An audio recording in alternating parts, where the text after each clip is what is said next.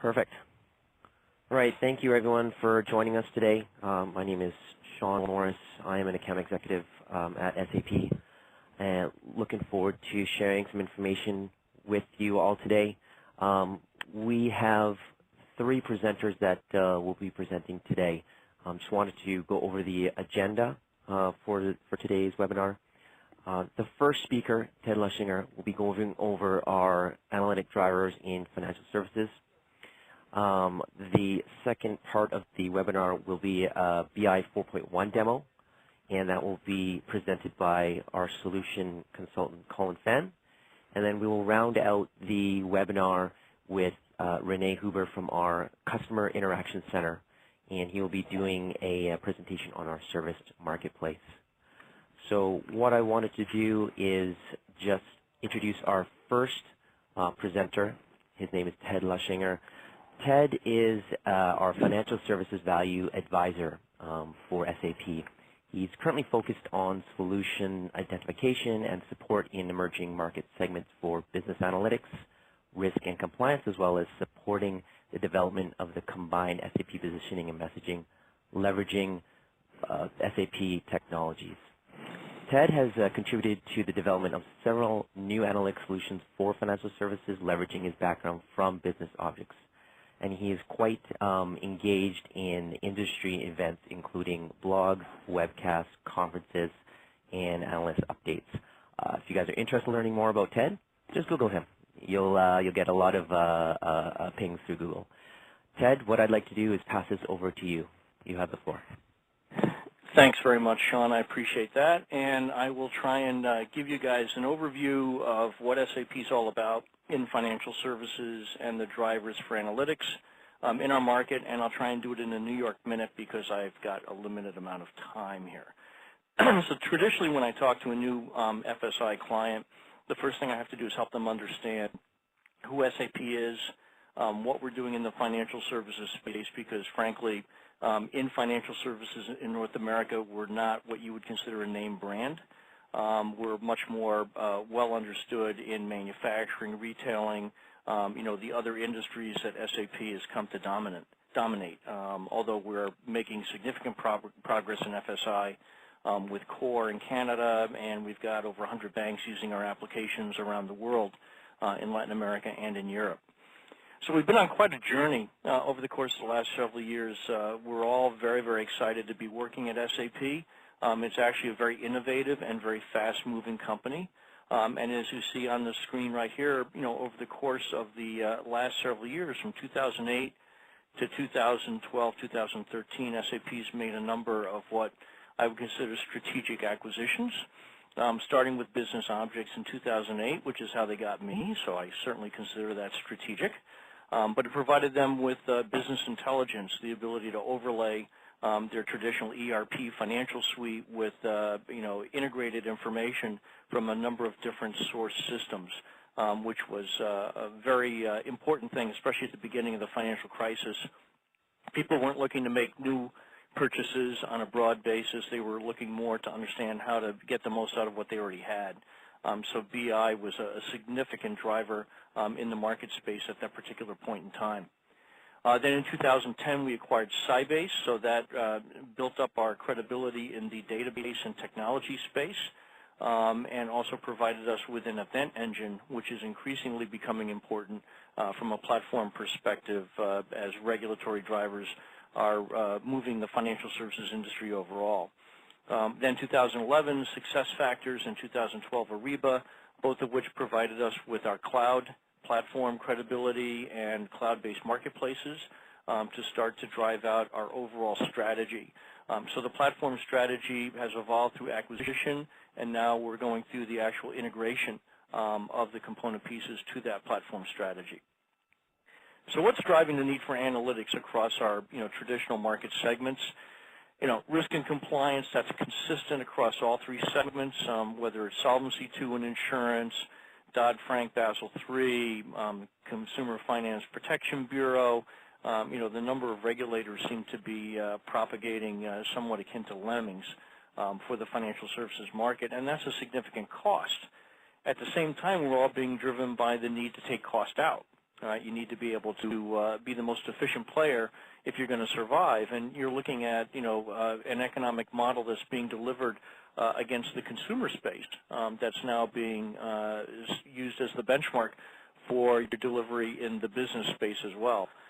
You've got to make it as easy to engage with your customers, your clients, your institutional investors as it is for somebody on an iPhone to download an app and track their own personal weight or exercise routines. If you can't deliver on that paradigm, you're going to be left out moving forward. So taking cost out is important across all segments. New products and asset classes in the middle there for capital markets, I would argue that that probably belongs in the third segment, which is new markets and new products and driving innovative growth across the customer segment. It doesn't matter what segment you're in. Client assets are the name of the game. You want to acquire them, you want to grow them, and you want to make fee-based revenue off of that or transactional-based revenue off of delivering an exemplary experience to your client. So that's true again across all the industries. Now the driver for analytics in that space is certainly the increasing complexity of the customer profile.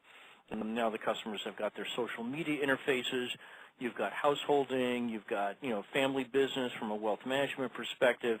The old customer information file, going back to the core banking systems over the course of the last 20 years has grown exponentially in complexity because you have to keep capturing additional facets of the client's data that they're making available to you. But if you don't use it, you can't drive any innovations through it. Now increasingly with cell phones, you have geodata, so you know where your customer is physically when they're using a credit card. How do you turn that into something that you can deliver to them at the appropriate moment in time that increases the stickiness between you and your customer? So across these various market drivers for analytics and reducing costs is also a space for analytics from my perspective. As you look at mergers and acquisitions, combining different lines of business, you still need to be able to look at the data across those lines of business and turn that into information. So it's really all about the visual and making information intuitively understood. And especially the higher you go in the organization, the more important that is. Top executives need to be able to look at a report or a dashboard and understand immediately whether it's good or bad and what kind of action needs to be taken as a result of that. If they have to flip through spreadsheets to try and find a specific cell with a specific number in it, sorry, you're going to lose. It's just going to be the nature of the market. And then the big issues that are driving the market, cloud adoption is accelerating exponentially. Financial services, which used to say, well, we're never going to go to the cloud, wrong. It really comes down to the economic model associated with the cloud and balancing that against security. But I would say, as in the case of State Street and a number of capital markets firms that are, aggressively adopting the cloud, they've been able to satisfy the regulators. In many cases, they can improve on the security layers by having control of the client access environment. So there are some good things around cloud from the standpoint of simplification of your infrastructure. Mobile, the tablets and the smartphones have taken over, and that's just going to increase, and that's a capability SAP acquired along with Sybase. Big data, Hadoop, and driving the elephant. We've got a strategic relationship with Intel that's going to be delivering their own distribution of Hadoop within the next 6 months or so, and that's optimized for the Intel architecture as are our platform capabilities. So there'll be an interesting big data play with SAP from the standpoint of how quickly you can actually analyze the data in Hadoop. And it's traditionally a batch process. The faster you can analyze and identify the insights in big data sets and turn them into an operational advantage, I would posit, the better your advantage versus your competition. Social media, as I mentioned, and the consumerization of IT. These are all, big trends that are going on right now in the industry. So, you guys are big spenders. Banking and financial services, 6.5 IT spending as a percentage of your overall revenue, and insurance isn't far behind at 3.6. So the question is, where is that spend going? And increasingly, that spend is moving in the direction of increased acquisition of external software or packaged software, as well as increased use of external services. So the bespoke, not invented here mentality of financial services over the course of the last 30 years, I think is being driven out from the standpoint of just efficiency, lowering your costs overall. I would say there's still a place for it. There's still a place for innovation and the application of new technologies. But we're increasingly, positing the strategy of industrialize the back end. So take the back and middle office functions that, are traditional from a finance perspective and leverage best in breed for that. And I would make the argument that SAP clearly is one of the best in breed for providing, ERP, financials, general ledger, et cetera, and then innovate the front end. Innovate the customer experience, innovate the delivery of value to your customer across the various channels that we had discussed earlier. So this probably looks like your IT infrastructure right now. And the challenge is, the regulators are looking for improved clarity of data, accuracy of data, and they're asking you for information that you haven't in the past had to deliver. So you're looking at very, very complex environments, and traditionally the way of delivering on the request is represented by the arrows. Each layer of IT becomes another complexity that you have to deal with in delivering information on demand. And increasingly the regulators are requiring ad hoc or unstructured information, or I would say information that doesn't exist in a report right now, on demand. And the better you are at satisfying that regulatory request, the less scrutiny you're going to get. Human nature, right, in managing the relationship with the regulators. But now you've got Basel, you've got the alignment going on between Basel and Dodd-Frank, you've got the Consumer Finance Protection Bureau, which is pretty much writing a rule a day, whether it be the qualified mortgage rule or their work on the credit bureaus right now and payday lenders. They're really very aggressively going out there and requiring regulations of the industry. So the question is, how do you thrive in this kind of environment? And one of the ways you thrive is by taking advantage of new technologies in an integrated fashion. So I mentioned earlier the acquisitions that SAP had made over the course of the last several years. Well, that has evolved into what we call the on-demand, data model or real-time data. But if you look at your infrastructure now, and you look at each of your transactional systems as a source of data, taking a Hadoop Hive big data environment and being able to integrate that information into your core processing engine at an organizational perspective. So you take that data as it's being saved to your transactional database engine, and with a technology called replication server, we can take that data and at the exact same time you're saving that transaction to your source system, we can feed that information into an event engine, which is called ESP, the Event Stream Processor. So now you're taking your transactional data and viewing it as a stream or on demand in real time, and the Event Stream Processor can look for specific abnormalities or things that are out of bounds, or specific models that have been built into the machine learning aspects of ESP, and alert you to that and deliver real-time analysis or real-time data dashboard as to potential fraud that's taking place in your ATMs. One of your customers used an ATM in Phoenix, and 2 hours later they're using an ATM in New York. That's kind of physically hard to do. So one might expect that to be an alert that would come out of an event engine saying, let's take a look at this transaction and stop it at the source. So increasingly the conversation we're having with financial services firms is, how do I survey my environment and stop these things as they're happening? So analytics is crucial to that in delivering, information off of the vast arrays of data that you're all processing. So the event engine in turn works in conjunction with predictive analysis or predictive analytics.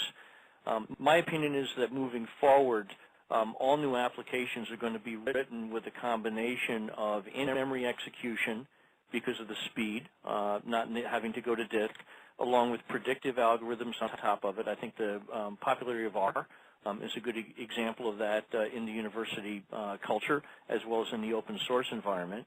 and then to be able to, to save that and analyze it in a columnar fashion, which is represented by IQ, which is where you would also save your compliance reports as your data is streaming to in real time, and then represent all of that using BI, business intelligence dashboards, reports, ad hoc reports to the regulators, to your internal constituents.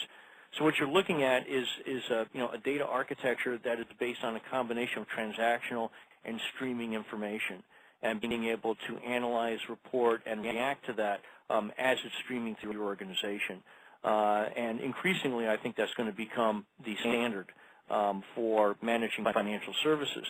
And the quality of the data that is going into this streaming engine has got to be managed by data quality tools, because ultimately the regulators are looking for accurate quality information.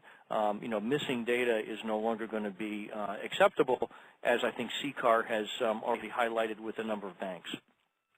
As an example of the regulatory drivers, here's something required by Basel III, the ERM mandate. So by 2016, all the big banks are going to have to be able to, deliver to the regulators an enterprise risk number that's comprehensive, and more importantly, they're going to have to justify it.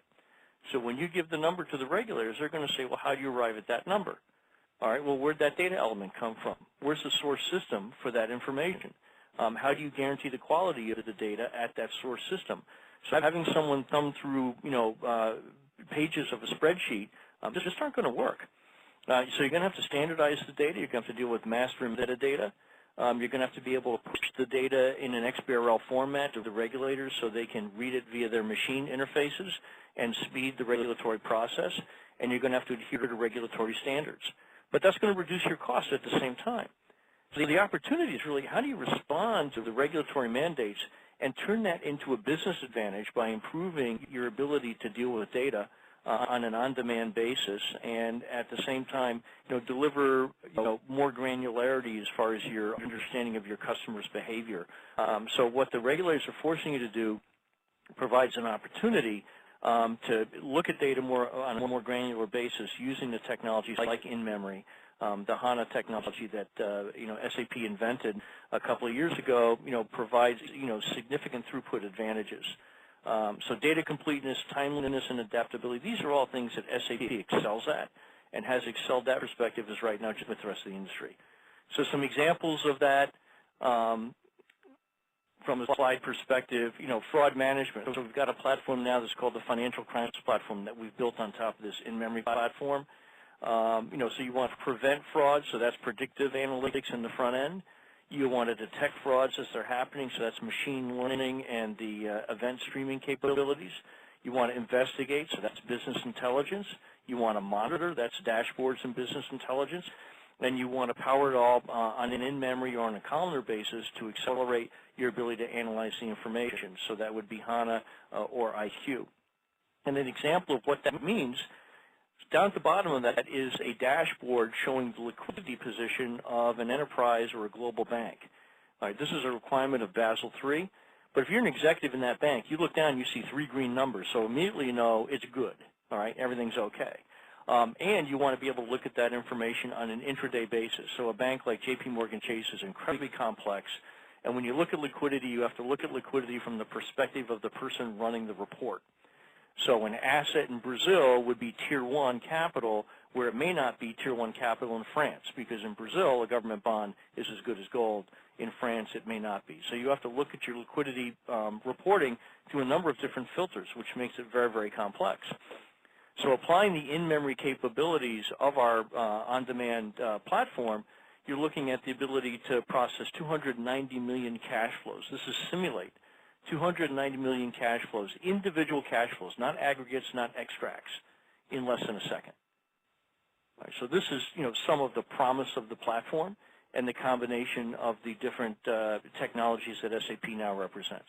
Another example being, just enterprise risk reporting for banking and financial services, looking at, making it intuitive for someone to understand what your credit risk position is, your liquidity risk position, operational risk, capital definitions, stress testing, the new normal for regulations.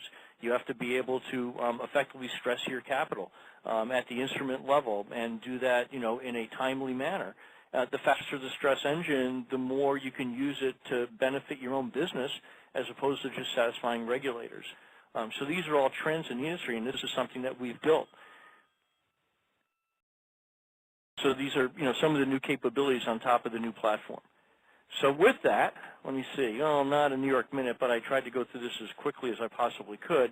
Hopefully some of that was valuable information for you guys, and if anyone's got any questions, please feel free to reach out directly to me. But with this, I'd like to turn the helm back over to Sean. Thanks a lot, Ted. I appreciate the insight. Our next speaker is going to be Colin Fenn. He will be doing the BI 4.1 demo,